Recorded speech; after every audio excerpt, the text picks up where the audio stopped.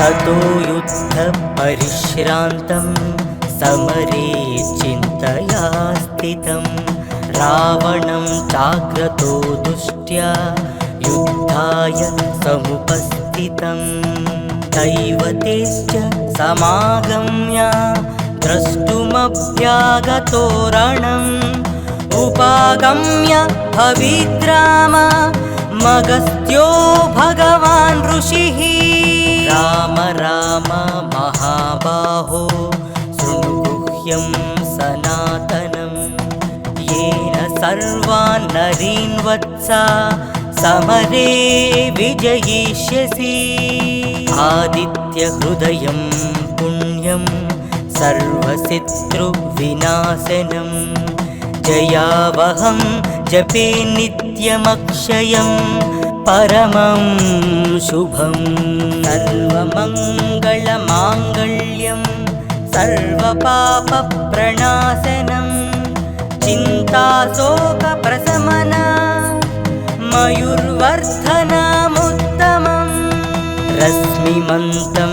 समुद्यन्तं देवासुर नमस्कृतं पूजयस्व विवस्वन्तं भास्करं भुवनेश्वरं सर्वदेवतात्मको हेश तेजस्वी रश्मिभावनः एष देवासुरगणा लोकान् पादिगवस्तिभिः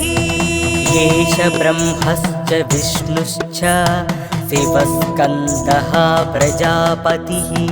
महेन्द्रो धनदः कालो यमः सोमो ह्यपाम्पतिः वसवः सान्ध्या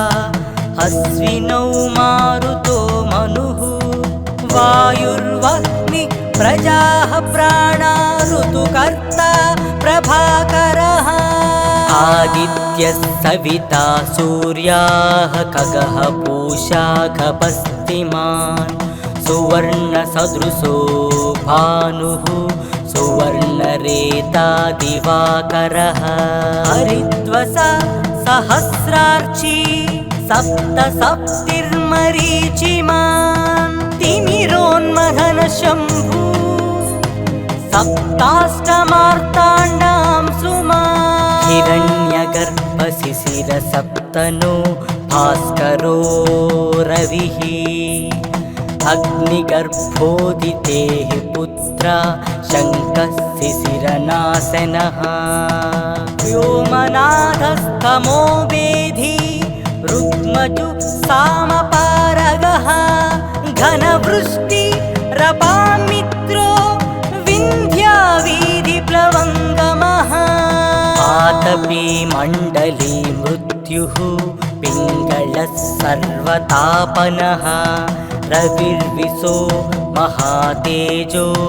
रक्तः सर्वभवोद्भवः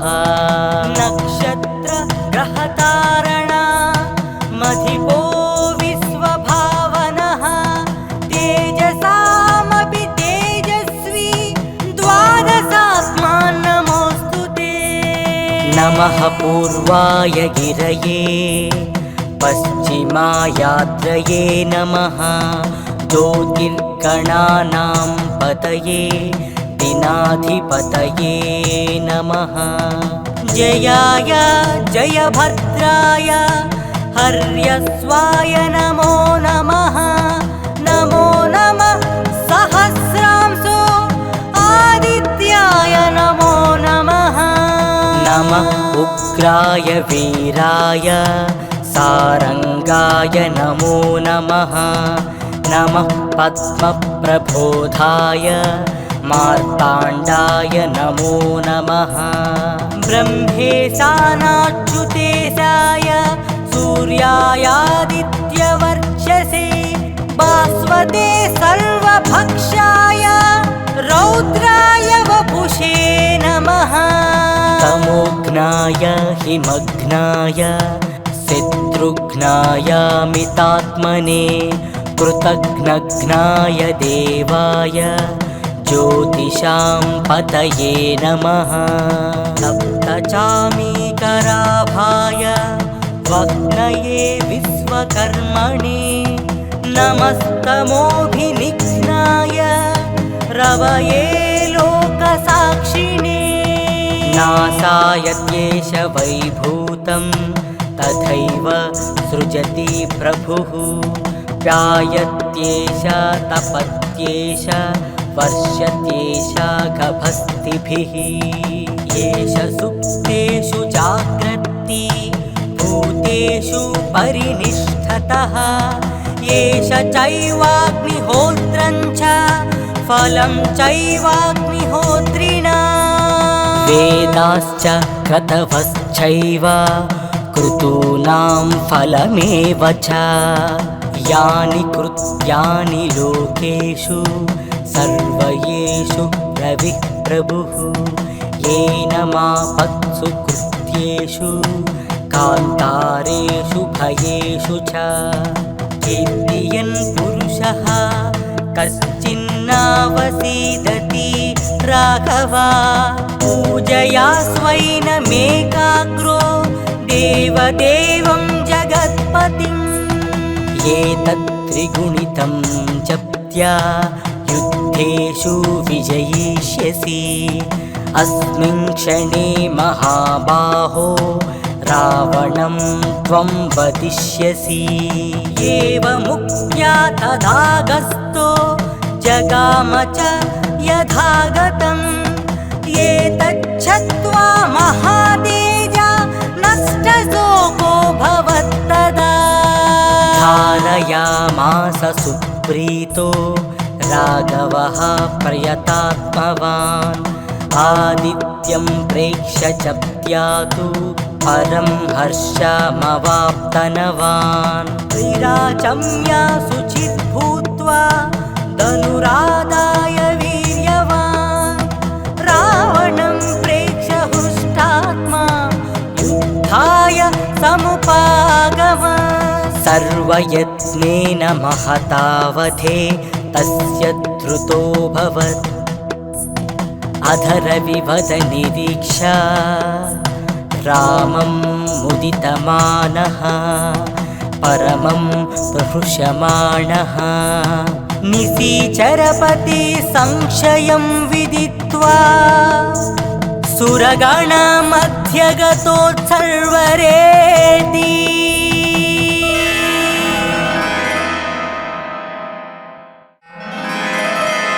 ततो युद्धपरिश्रान्तं समरे चिन्तया स्थितं रावणं चाग्रतो दुष्ट्या युद्धाय समुपस्थितं दैवतेश्च समागम्य द्रष्टुमभ्यागतो रणम् उपागम्य भविद्राम मगस्त्यो भगवान् ऋषिः राम राम महाबाहो शृणुगुह्यं सनातनं येन सर्वान् नरीन् वत्सा समरे विजयिष्यसि आदित्यहृदयं पुण्यं सर्वशत्रुविनाशनं जयावहं जपे नित्यमक्षयं परमं शुभं सर्वमङ्गलमाङ्गल्यं सर्वपापप्रणाशनं चिन्ताशोकप्रशमना मयूर्वर्धनमुत्तमम् रश्मिमन्तं समुद्यन्तं देवासुर नमस्कृतं पूजयस्व विवस्वन्तं भास्करं भुवनेश्वरं सर्वदेवतात्मको हेश तेजस्वी रश्मिभावनः एष देवासुरगणा लोकान् पादिगवस्तिभिः एष ब्रह्मश्च विष्णुश्च शिवस्कन्दः प्रजापतिः महेन्द्रो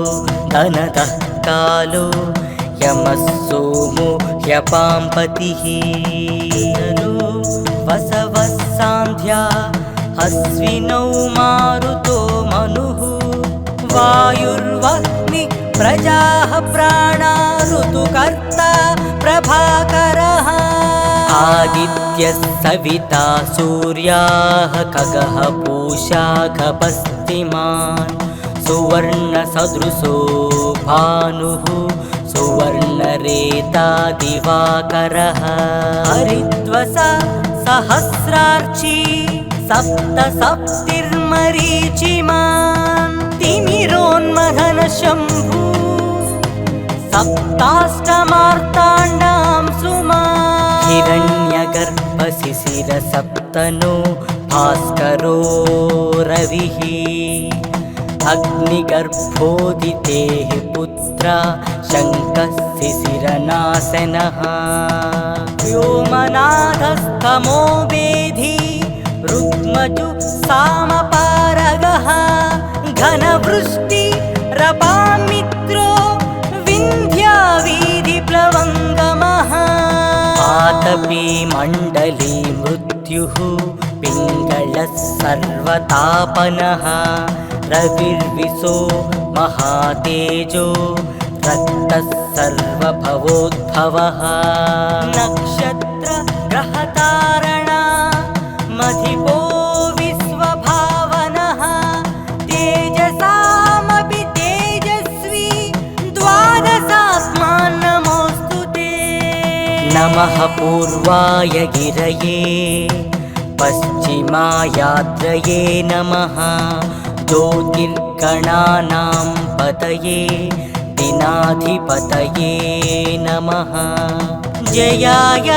जयभद्राय हर्यस्वाय नमो नमः नमो नमः सहस्रांशो आदित्याय नमो नमः नमः उग्राय वीराय सारंगाय नमो नमः नमः पद्मप्रबोधाय मार्ताण्डाय नमो नमः ब्रह्मेशानाच्युतेशाय सूर्यायादित्यवर्चसे भास्वते सर्वभक्षाय रौद्राय वपुषे नमः तमोघ्नाय हिमघ्नाय शत्रुघ्नाय मितात्मने कृतघ्नघ्नाय देवाय ज्योतिषां पतये नमः सप्तचामीकराभाय वग्नये विश्वकर्मणे नमस्तमोभिनिघ्नाय रवये लोकसाक्षिणे नासाय त्येष वैभूतं तथैव सृजति प्रभुः व्यायत्येष तपत्येष वर्षत्येष गभस्तिभिः येष सुप्तेषु जाग्रत्ति भूतेषु परिनिष्ठतः येष चैवाग्निहोत्रं च फलं चैवाग्निहोत्रिणा वेदाश्च क्रतवश्चैव क्रतूनां फलमेव च यानि कृत्यानि लोकेषु सर्वयेषु रविः प्रभुः येन मापत्सु कृत्येषु कान्तारेषु भयेषु च कीर्तियन् पुरुषः कश्चिन्नावसीदति राघवा पूजया स्वैनमेकाग्रो देवदेवं जगत्पतिम् एतत् त्रिगुणितं जप्त्या युद्धेषु विजयिष्यसि अस्मिन् क्षणे महाबाहो रावणं त्वं वदिष्यसि एवमुक्त्या तदागस्तो जगाम च यथागतम् एतच्छत्वा महातेजा नष्टशोको भवत्तदा धारयामास सुप्रीतो राघवः प्रयतात्मवान् आदित्यं प्रेक्ष्य च प्यातु परं हर्षमवाप्तनवान् विराचम्य शुचिर्भूत्वा धनुरादाय वीर्यवान्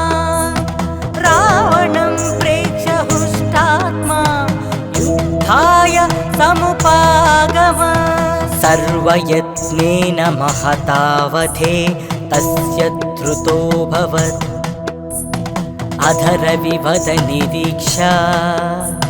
रामं मुदितमानः परमं प्रहृष्यमाणः निशीचरपति संशयं विदित्वा सुरगणमध्यगतोत्सर्वरेति